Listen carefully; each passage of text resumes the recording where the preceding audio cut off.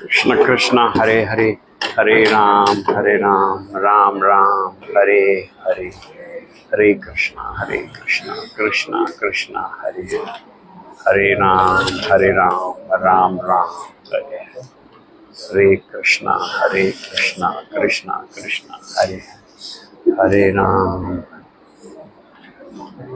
हैं?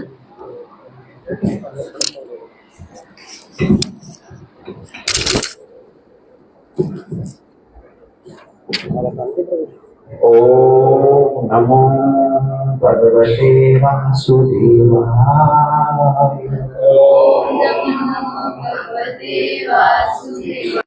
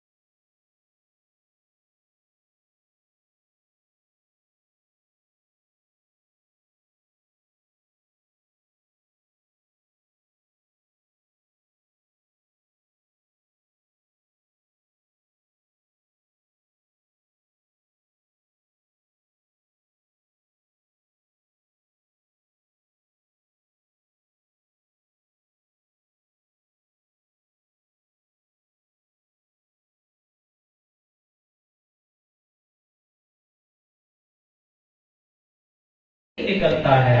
चंद्रमा तथा अग्नि के तेज भी मुझसे ही उत्पन्न है। मैं प्रत्येक लोक में प्रवेश करता हूँ और मेरी शक्ति से सारे जीव अपनी कक्षा में स्थित रहते हैं। मैं चंद्रमा बनकर समस्त वनस्पतियों को जीवन रस प्रदान करता हूँ। मैं समस्त जीवों के शरीरों में पाचन शक्ति वैश्वानर हूँ और मैं श्वास प्रश्वास प्राण वायु में रहकर 4 प्रकार के अणुओं को बचाता हूँ। मैं प्रत्येक जीव के हृदय में आसीन हूँ और मुझसे ही स्मृति ज्ञान तथा विस्मृति होती है। मैं ही वेदों के द्वारा जानने योग्य हूँ। निसंदेह मैं वेदांत का संकलन करता तथा समस्त वेदों का जानने वाला हूँ। जीव 2 प्रकार के होते हैं, झूठ तथा अछूत। भौतिक जगत में प्रत्येक जीव झूठ क्षर होता है और आध्यात्मिक जगत में प्रत्येक जीव अछूत यानी अक्षर कहलाता है। इन दोनों के अतिरिक्त एक परम पुरुष परमात्मा है जो साक्षात अविनाशी भगवान है और जो तीनों लोकों में प्रवेश करके इसका पालन कर रहा है। क्योंकि मैं शर तथा अक्षर दोनों से परे हूँ और चूंकि मैं सर्वश्रेष्ठ हूँ, अतएव मैं इस जगत में तथा वेदों में परम पुरुष के रूप में विख्यात हूँ। जो कोई भी मुझे संशय रहित होकर पुरुषोत्तम भगवान के रूप में जानता है वो सब कुछ जानने वाला है। अतएव हे पुत्र, वो व्यक्ति मेरी पूर्ण भक्ति में रत होता है। ये हे अनंत, ये वैदिक शास्त्रों का सर्वाधिक अंश है जिसे मैंने अब प्रकट किया है। जो कोई इसे समझता है वो बुद्धिमान हो जाएगा और उसके प्रयास पूर्ण होंगे। हरे कृष्णा कृष्ण कृष्णा हरे हरे, हरे राम राम राम हरे हरे। भगवत श्रीमद् भगवद गीता की जय। तो आज हम श्लोक संख्या 7 और 8 श्रीमद् भगवद गीता का हर एक श्लोक अपने आप में तो वैसे महत्वपूर्ण है ही है, लेकिन ये टॉप महत्वपूर्ण श्लोकों में से एक श्लोक है। ममो वंशे जीवलोके जीवभूता सनातना मनुष्यानि इंद्रियाणि प्रकृति स्थानी कर्षति। इसका अनुवाद इस प्रकार कृपया मेरे पीछे दोहराएं। इस बद्ध जगत में सारे जीव मेरे शाश्वत अंश हैं। बद्ध जीवन के कारण वे 6 इंद्रियों से घोर संघर्ष कर रहे थे, जिनमें मन भी सम्मिलित है। श्री प्रभुपाद जी इस श्लोक के तात्पर्य में श्री प्रभुपाद की जय। श्री प्रभुपाद जी इस तात्पर्य बड़ा स्पष्ट तात्पर्य। मेरी सबसे करवत प्रार्थना है कि आप सबके पास भगवत गीता है इस समय, इसको ध्यान से पढ़े। जिसके पास नहीं है वो कम से कम ध्यान से सुन तो ले। अगर इस वाले श्लोक का तात्पर्य अगर हम आत्मसात करें तो हमारा जीवन सफल हो जाएगा। इस श्लोक में जीव का स्पष्ट, इस श्लोक में जीव का स्वरूप स्पष्ट है। जीव परमेश्वर का सनातन रूप से सूक्ष्म अंश है। ऐसा नहीं है कि बद्ध जीवन में वो एक विशिष्ट धारण करता है और मुक्त अवस्था में वो परमेश्वर से एकाकार हो जाता है। वो सनातन का अंश है। यहाँ पर स्पष्टता सनातन कहा गया है। वेद वचन के अनुसार परमेश्वर अपने आप को असंख्य रूपों में प्रकट करके विस्तार करते हैं, जिनमें से व्यक्तिगत विस्तार विष्णु तत्व कहलाते हैं और गौण विस्तार जीव कहलाते हैं।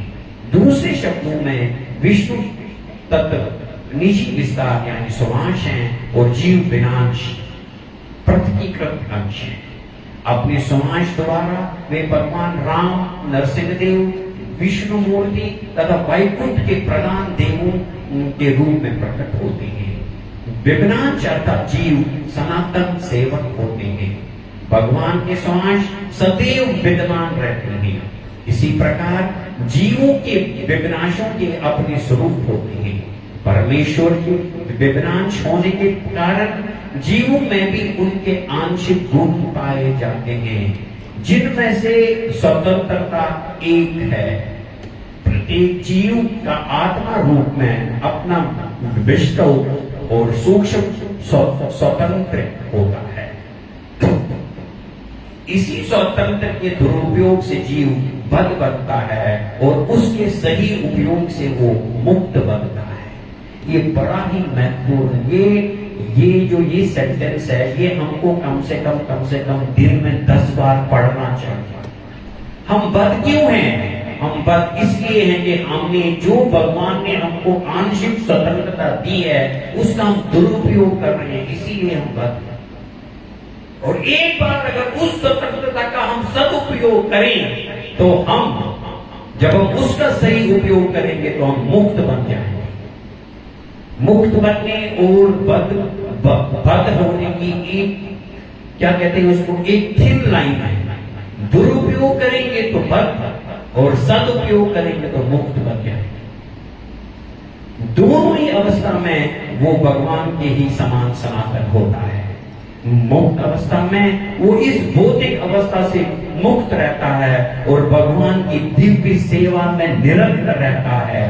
बद्ध जीवन में वो प्रकृति के गुरु के द्वारा अभिभूत होकर भगवान की दिव्य प्रेम भक्ति को भूल जाता है। फलस्वरूप उसे अपनी स्थिति बनाए रखने के लिए इस संसार में अत्यधिक संघर्ष करना पड़ता है। क्यों संघर्ष क्यों करना पड़ता है? क्योंकि हम अपनी मूल स्थिति को, हम भगवान के सेवक हैं, उस स्थिति को भूलकर हम संसार की सेवा में जब लग जाते हैं तो क्या होता है, हमारे को अत्यधिक संघर्ष करना पड़ता है। न केवल मनुष्य तथा कुत्ते बिल्ली जैसे जीव, अपितु इस भौतिक जगत के बड़े बड़े नियंता यथा ब्रह्मा, शिव तथा विष्णु तक परमेश्वर के अंश हैं। वे सभी सनातन अभिव्यक्तियां हैं, क्षणिक नहीं। कर्षति, संघर्ष करना शब्द अत्यंत सार्थक है। बद्धजीव मानो लोह श्रृंखलाओं से बंधा हुआ है, वो मिथ्या अहंकार से बंधा रहता है और मन मुख्य कारण है जो उसे इस भवसागर की ओर धकेलता है। इसी भगवत गीता में भगवान कहते हैं कि मन हमारा सबसे बड़ा मित्र है और मन हमारा सबसे बड़ा शत्रु भी है। मन भगवान की ओर लग गया तो हमारा सबसे बड़ा मित्र है और संसार की ओर लग गया तो हमारा सबसे बड़ा शत्रु है। पर तभी मन के बारे में यहाँ पर बताया, श्रील प्रभुपाद बताते हैं, क्या कहते हैं? कहते मन, इसका मुख्य कारण, हम बंधे क्यों हैं? मिथ्या अहंकार से हम बंधे हैं और मन मुख्य कारण है जो हमको इस भवसागर की ओर धकेलता है। जब हम मन संसार में लगाते हैं तो ये हम भवसागर की ओर धकेले जाते हैं, ऑटोमेटिकली हम भवसागर की ओर धकेले जाते हैं। जब मन सतोगुण में रहता है तो उसके कार्यकलाप अच्छे होते हैं, रजोगुण में रहता है तो उसके कार्यकलाप कष्टकारक होते हैं, और जब तमोगुण में होता है तो जीवन की निम्न योनियों में चला जाता है। लेकिन इस रूप में यह स्पष्ट है कि बद्धजीव मन तथा इंद्रियों समेत भौतिक शरीर से अवतरित होता है और जब वो मुक्त हो जाता है तो ये भौतिक आवरण नष्ट हो जाता है, तो ये भौतिक आवरण नष्ट हो जाता है। लेकिन उसका आध्यात्मिक शरीर अपने विष्ट रूप में प्रकट होता है। मध्य आनित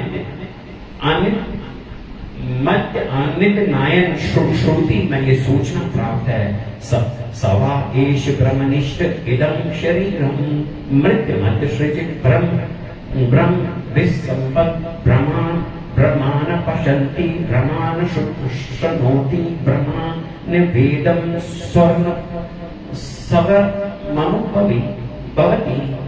यहाँ ये बताया गया है कि जब जीव अपने इस भौतिक शरीर को त्यागता है और आध्यात्मिक जगत में प्रवेश करता है तो उसे पुनः आध्यात्मिक शरीर प्राप्त होता है जिसे वो भगवान का साक्षात्कार कर सकता है।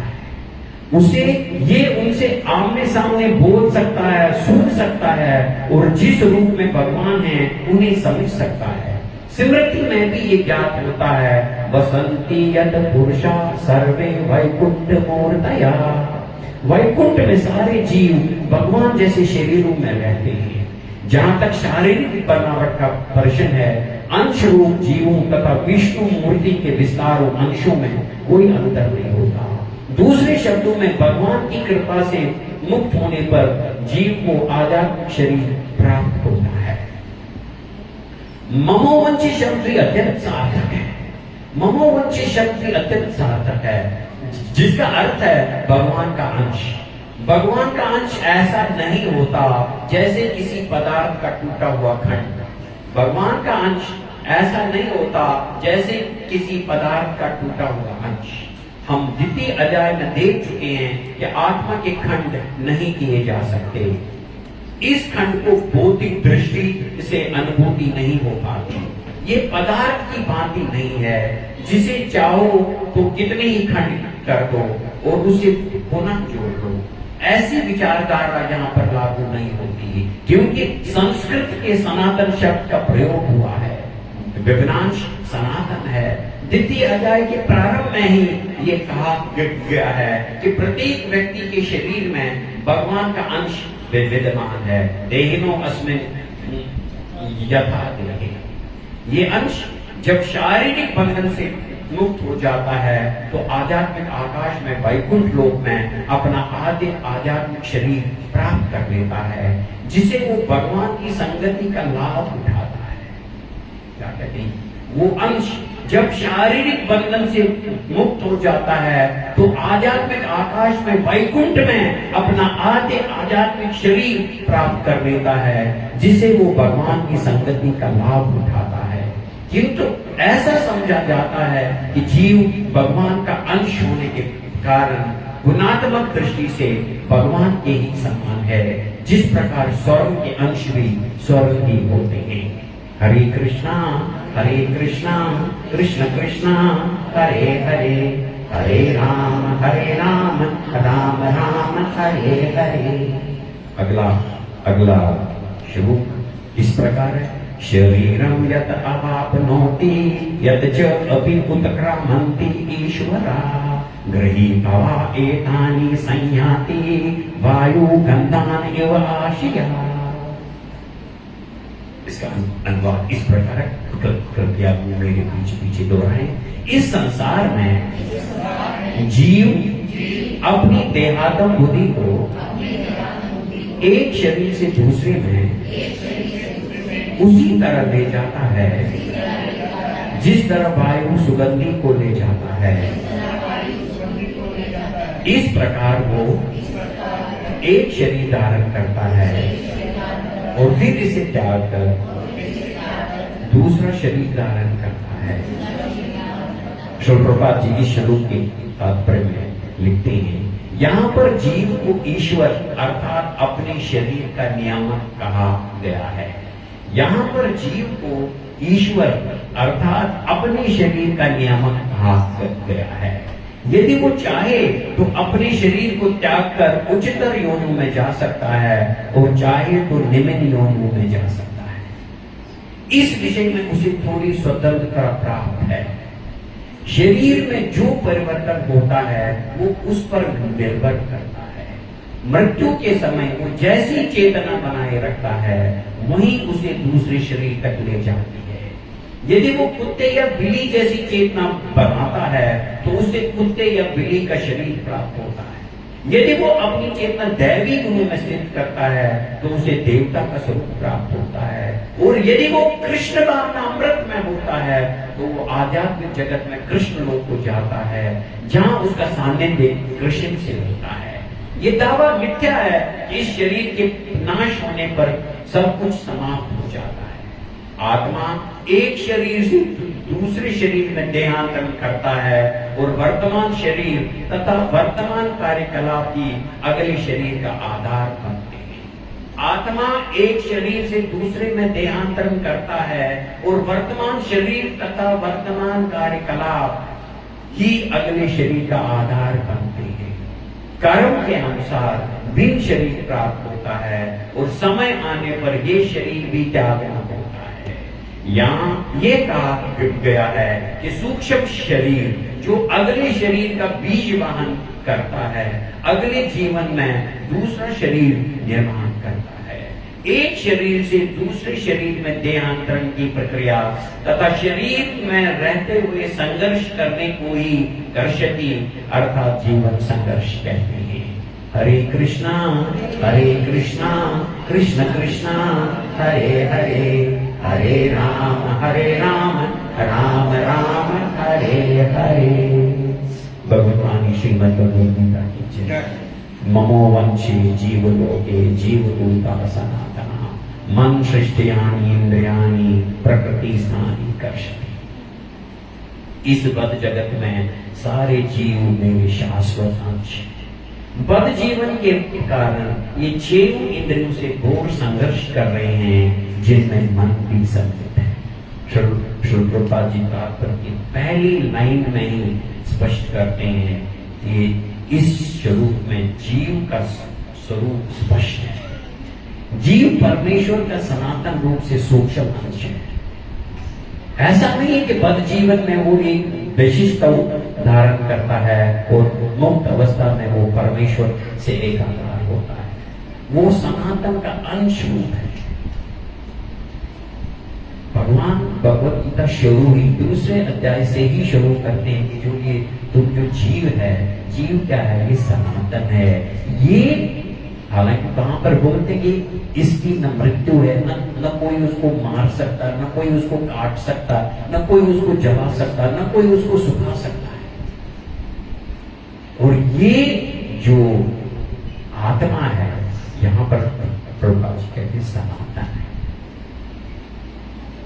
और हम जैसे जीव प्रभुपाद अपने एक अन्य तात्पर्य में लिखते हैं, सिंस टाइम्स इमेमोरियल, उस समय से जिस समय का हमको याद भी नहीं होगा, हमको हजारों लाखों वर्षों से हमारी जो ये आत्मा है, एक शरीर से दूसरे से तीसरे से चौथे, ऐसे ही चक्कर काटते हम आज इस स्थिति में पहुंच गए हैं कि हमको भगवान ने महती कृपा कर हमको मनुष्य जन्म दिया हुआ है। और मनुष्य जन्म क्या है? मनुष्य जन्म भगवान ने सिर्फ मनुष्य जन्म ही एक ऐसा जन्म है जो मुक्ति का दौर है, जहां से मुक्ति की हम इस आत्मा को अपने एक्चुअल घर में परमात्मा के पास लेकर जा सकते हैं। हमारे आचार्य कहते हैं कि 4 तरीके की कृपा होनी चाहिए। एक भगवत कृपा, एक शास्त्र कृपा, एक गुरु कृपा और चौथी आत्म कृपा। भगवान ने महती कृपा हम पर कर दी, 25% काम भगवान ने काट लिया, हमको मनुष्य जन्म दे दिया। शास्त्र उपलब्ध करवा दिए, भगवान ने ये कृपा भी की कि शास्त्र उपलब्ध। पहले शास्त्र संस्कृत में होते थे, हमको पढ़ना नहीं आता था, लेकिन अब प्रभुपाद जी के माध्यम से भगवान ने ऐसी महती कृपा कर दी, शास्त्रों को अत्यंत सरल भाषा में हमारे सामने प्रस्तुत किया। सरल हिंदी में, बिल्कुल स्पष्ट सरल हिंदी में हमारे सामने प्रस्तुत किया। प्रभुपाद जी की कृपा हम पर, जितने भी हम यहाँ पर बैठे हैं, यहां पर बैठे हमें क्योंकि प्रभुपाद की हम पर कृपा है।